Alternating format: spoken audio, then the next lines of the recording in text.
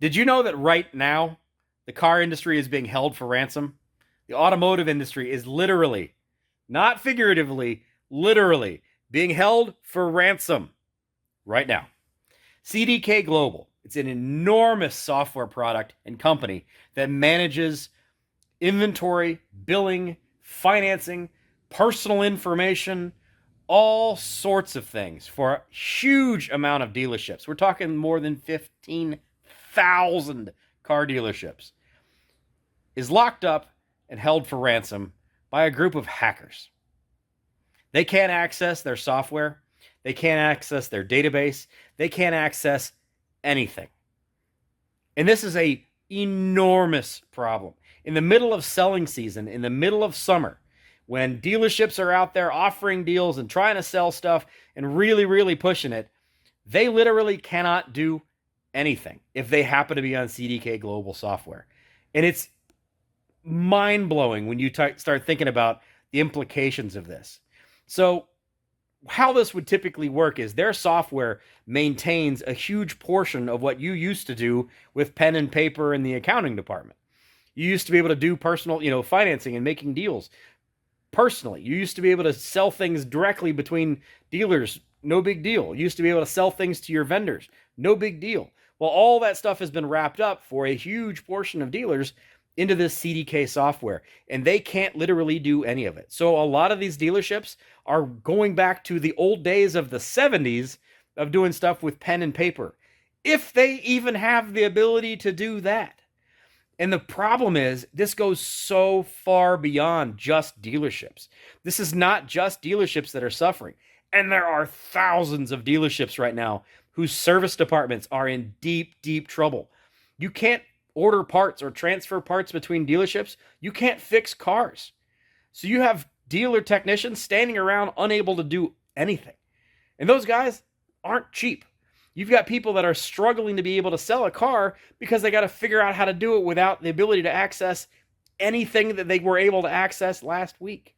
This has been going on for a little over a week now, and there's really no end in sight. CDK Global has said themselves that this is probably not going to get fixed until July.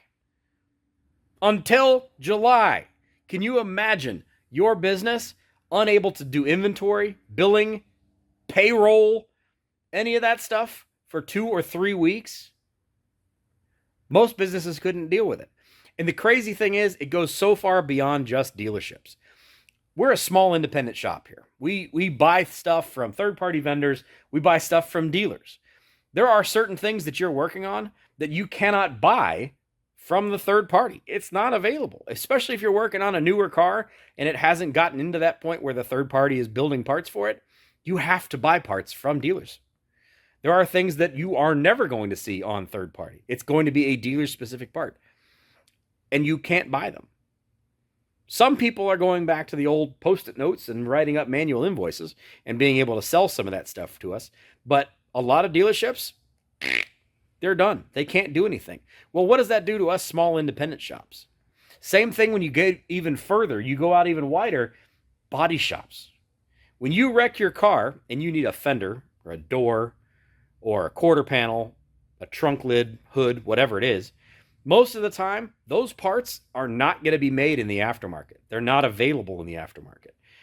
You're going to be buying those parts through the dealer network, whether or not you're getting it through a dealership or through whatever the original OEM manufacturer is. They all use this same software. So you can't get body panels. You can't get pieces and parts that you need to be able to do to effect a quality repair because you literally can't buy them from the people who have them. And they don't even know if they have them because they can't access their database. It's insane to think about. Now, from what I had heard so far, and don't quote me on this, we're talking somewhere in the $80 to $90 million is what they're demanding to unlock CDK's software in ransom. That's what they're demanding. The problem is, you don't know that they're actually going to do it. You could pay this money, CDK could pay this money to that group of hackers and still not get their stuff back. They could still be locked out of their system because there's nothing that says that honest thief that locked up all your stuff and stole all your information is going to be totally fine with, thanks for what you paid me. Honor among thieves, is that how this works? Not so much. So even if they do pay this ransom, we still may be screwed. Take that one step further. How about the dealerships that rely on this software, that are losing millions of dollars by the day because they can't sell parts, they can't sell cars?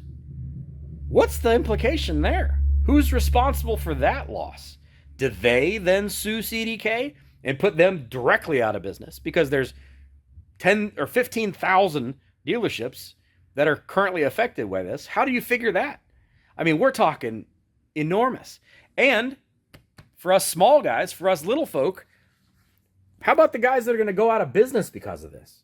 Because their small body shop hasn't been able to order parts for a week and a half, and they're turning away tens of thousands of dollars worth of business that they need to be able to do, to be able to pay payroll and pay for rent and pay for tools and pay for all the things that they pay for.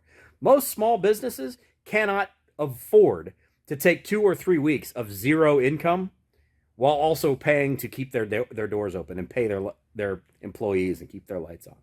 Most small businesses don't have that much money. Larger ones, they may be able to absorb this. They may have insurance in place to be able to handle this kind of stuff. There may be outlets that they can do, or tricks that they can pull, or places that they can go borrow money from to be able to get through this port. But a lot of businesses, this is going to put them out of business. And that's absolutely crazy to think of. That somebody, some hackers somewhere, wherever they are currently holding the American automotive industry for hostage. And there's a bunch of people that are going to die on the vine because of this. It's absolutely crazy. And the weird thing is, so few people know this is actually happening. You may be an automotive person. You may be paying attention to this kind of thing. But the vast majority of people have absolutely no idea this is going on right now. And it has unbelievably large implications.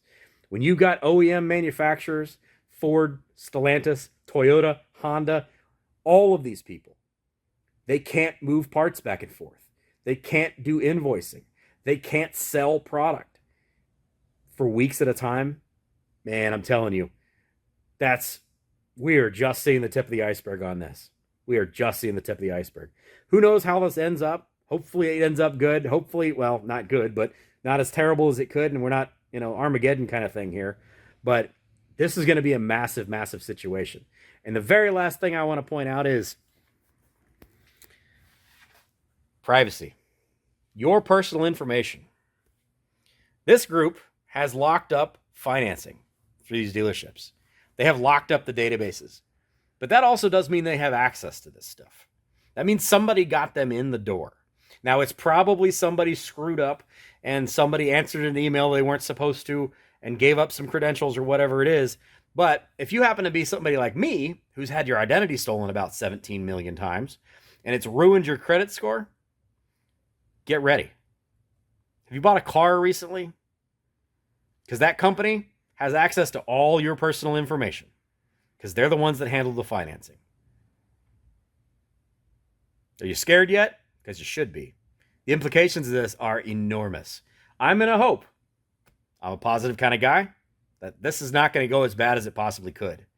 But I'm also a realist, and I understand this could be absolutely devastating to the automotive industry.